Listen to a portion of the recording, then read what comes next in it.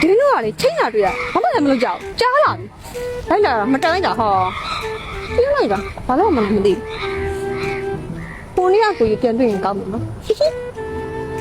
ပြင်းလိုက်တာစွတော့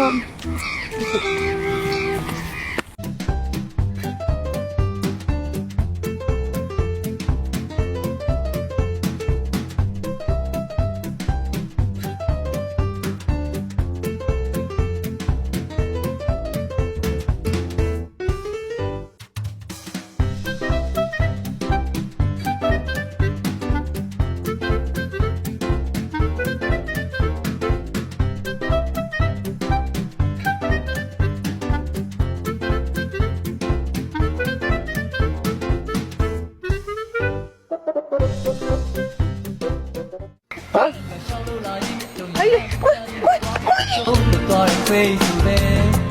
ဒီသူကြီးကလမ်းမလဲတဲ့ဒီလဲကစိတ်ချောက်ချောင်းလေးပြကြားမဟုတ်ကျေးဇူးပါဟဲ့